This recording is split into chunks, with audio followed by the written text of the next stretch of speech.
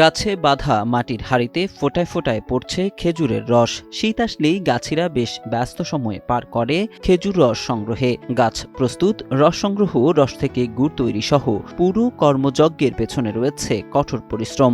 এখানে গাছ কাটিছি আপনার 185টা। আমার ধরেন যে খড়ি খাড়ি এখানে লিয়ে আইসি ধরেন যে 80,000 টাকার মতন। আমার ধরেন 80,000 খরচের আগেই ধরেন আমার এই 55,000 ছাপ হয়েছে, ক্লিয়ার হয়েছে। 55,000 টাকা লাগিছে। ধরেন খরচ বাদ সাদ দিয়া ধরেন আমার কোন রকম বেতনটা থাকে। গুড় তেমন হয় না, এখন আপাতত নামেনি, নামবে আরো দেরি আছে। কলা 12-13 কেজি করে হচ্ছে, 12-14 কেজি। কুষ্টিয়ার মিরপুর উপজেলার বিভিন্ন গ্রাম ঘুরলে চোখে পড়বে অসংখ্য খেজুর গাছ।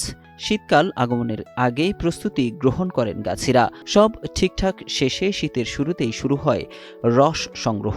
তবে খোলা কিংবা যথাযথ স্বাস্থ্যসম্মত প্রক্রিয়া অনুসরণ না করা হলে এইসব রস তৈরি করতে পারে স্বাস্থ্য ঝুঁকি। গাছিদের কারো কারো দাবি, রং ব্যবহার বা অন্য কোনো উপায়ে কম দামে বিক্রিও হয় রস বা গুড়। অসাধু ব্যবসায়ী বা গাছিরা ওসব রস বা গুড় বিক্রি করেন কম দামে। ফলে খাঁটি গুড় বা রস বিক্রি করতে অসুবিধায় পড়তে হয় তাদের। রেট বেশির কারণে বাজারজাত করতে পারতাছি না। আর আপনার অন্যগুলা আছে যেগুলা রং দিয়া মেডিসিন মারা বিভিন্ন রকমের বিভিন্ন জনা বানাইতেছে, এগুলা মনে করেন বাজারজাত হচ্ছে 150 টাকা কেজি। তাই আমাদের এইটা 300 টাকা কেজি বলে বাজারজাত হচ্ছে না। বাজার মূল্য আরো বেশি, আমরা পাইকারি দিচ্ছি 300 করে। গাছিদের কেউ কেউ বলছেন খাঁটি গুড় বা রস বিক্রি করেন তারা, তাই তো ক্রেতাদের মধ্যে তাদের গুড়ের চাহিদা বেশ বেশি।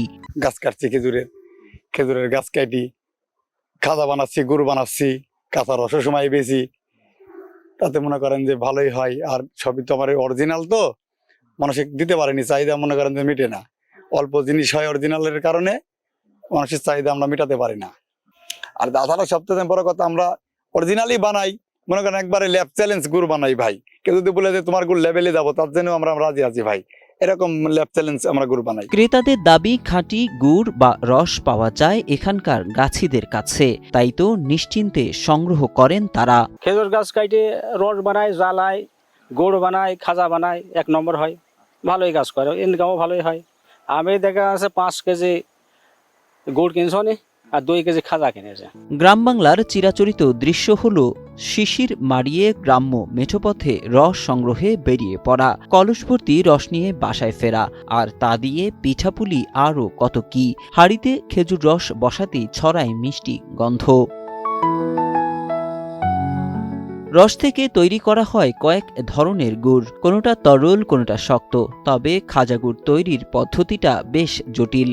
প্রথমে রস থেকে বীজ তৈরি, এরপর তরল গুড়কে নাড়তে নাড়তে সাদা আবরণ তৈরি এবং আঠাযুক্ত হলে তা রেখে দিতে হয়।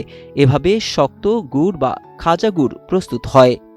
রস জ্বালালে ঝোল গুঁড়ো হয়ে যায়, আর খাজা ধরেন একটু খাটনি করতে হয়। গাছ থেকে সংগ্রহ করা রস কিংবা রস থেকে তৈরিকৃত গুড় দিয়ে পিঠা, পায়েস তো হয়ই, তৈরি হয় নানান মুখরোচক খাবার। কিন্তু কাঁচা রস পান কিংবা স্বাস্থ্যসম্মত উপায়ে রস প্রস্তুত করা না গেলে তৈরি হতে পারে স্বাস্থ্য ঝুঁকি।